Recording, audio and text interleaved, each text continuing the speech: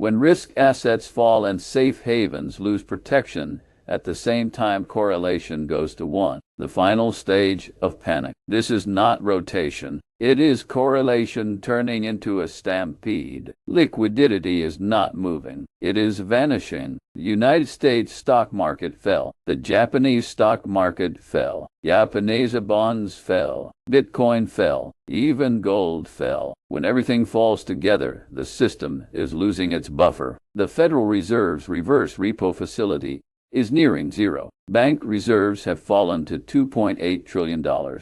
One more trillion and they breach the red line. No emergency cash, no system buffer. Systems do not fail loudly. They stop absorbing stress. That is not prediction. That is arithmetic. The evidence is clear. Major technology companies have fallen sharply. Some have fallen 20%. Others have fallen 40% or more. Revenue growth does not match price decline. Most people think strong earnings prove there is no bubble. They are wrong. When the shovel seller makes more money than all the gold miners combined, the gold mine is a bubble. The leading chip company sold $570 billion worth of product, but $330 billion of that was accounts receivable. The company is lending money to customers to buy its own products. Accounts receivable days increased from 48 to 50 to 53. Customers are paying. Slower cash flow is deteriorating and inventory has doubled. Warehouses are full. Demand is not keeping up. That is not growth. It is stress. Stress systems break first. That is the opposite of a moat. And you are paying a mid-30s P for that risk. That is not prudence. That is paying today's price for tomorrow's liquidity problem. The largest AI company is losing money. The company expects to lose $9.3 billion this year. Next year, it will lose more. The company will not go public. Investors cannot exit. The money is trapped. When the largest AI company cannot make money, the AI industry is a bubble. GPU rental prices are collapsing. On 100 rental rates fell from $3.3 per hour in August to $2 per hour now. That is a 40% decline in 3 months. When unit economics crack debt, funded data centers cannot service interest. Lenders become the transmission mechanism. The Treasury market faces liquidity constraints. When trillions in short-term debt mature,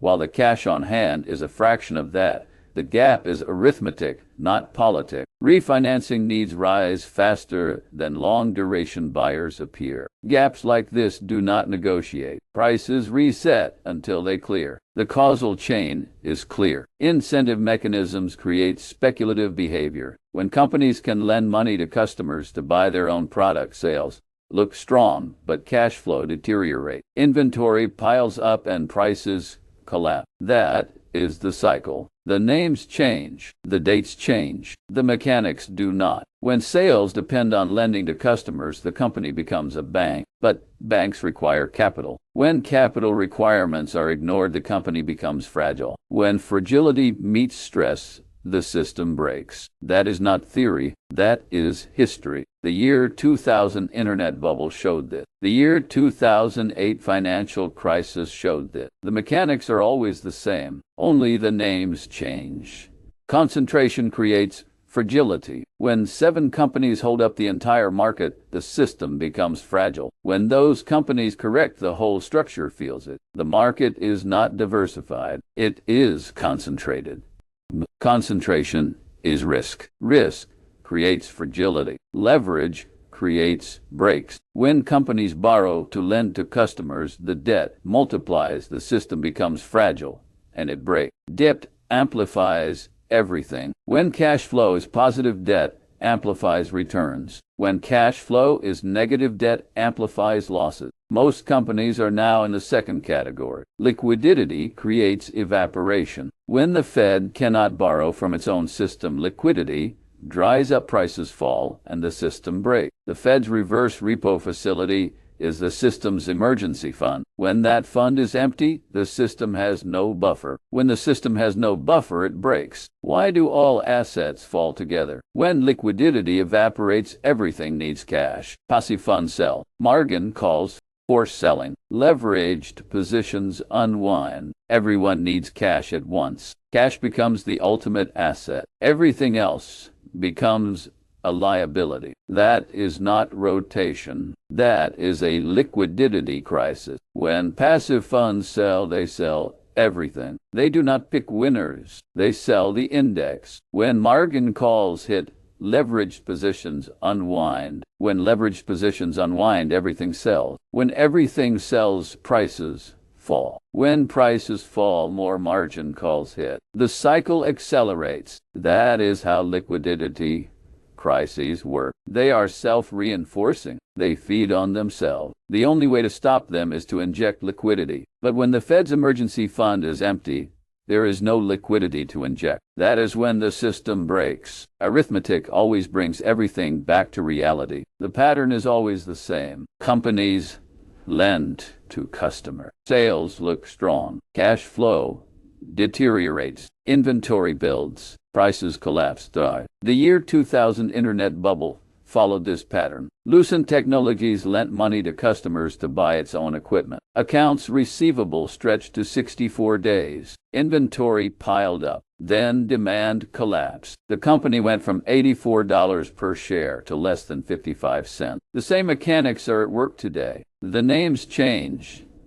The names change. The dates change. The mechanics do not. The year 2008 financial crisis showed the same pattern. Banks lent money to people who could not pay it back. When they could not pay it back, the banks failed. When the banks failed, the system broke. The same mechanics are at work today. Companies are lending money to customers who cannot pay it back. When they cannot pay it back, the companies will fail. When the companies fail, the system will break. Blah, blah. The pattern is always the same. Only the names change. Now let us talk about what happens next. I do not predict. I weigh probabilities. Bayes case. Liquidity rotates to duration and equities reset as cash prefers yield and safety. Low probability upside. Inventories clear cash flows. Repair stability returns temporarily. Tail risk. Cash flows. Failed debts cascade. Lenders break and instability persists. Most people never think about probability. They think about certainty. They want to know what will happen. They cannot know. They can only assess probability. Probability assessment requires arithmetic, not emotion. They think they need to predict. They do not. They need to prepare. Preparation requires arithmetic, not hope. Most people wait for certainty. They wait for the perfect moment. The perfect moment never comes. By the time they are certain, it is too late. The smart money moves when probabilities are favorable, not when certainty arrives. Certainty is expensive. Probability is cheap. Most people pay for certainty. Smart people pay for probability. That is the difference between winners and losers. Winners think in probabilities. Losers think in certainty. The system rewards owners. Wealth is what you own, not what you earn. Cash is a melting ice cube. Avoiding stupidity beats predicting brilliance. Own cash-flowing businesses. Businesses that generate cash flow survive when the system breaks. Businesses that do not generate cash flow fail. Own pricing power. Companies that can raise prices survive inflation. Companies that cannot raise prices fail. Own real estate with rent escalators. Real estate with rent escalators survives inflation. Real estate without rent escalators fails. Avoid leverage and momentum. Leverage amplifies losses. Momentum is expensive. Seek a margin of safety. Buy assets below their intrinsic value. Buy assets with a margin of safety. Prepare. Do not predict. You cannot predict the future. You can prepare for it. Prefer durable unit economics over story. Stories are expensive. Unit economics are durable. Hold optionality, not rigid forecast. Optionality is valuable. Rigid forecasts are expensive. Avoiding stupidity beats predicting brilliance. Change sides. Sides. Own cash flow, not promises. Arithmetic always wins. You either stand where things compound or where they melt. This is not financial advice. This is education. Do your own research. Make your own decision.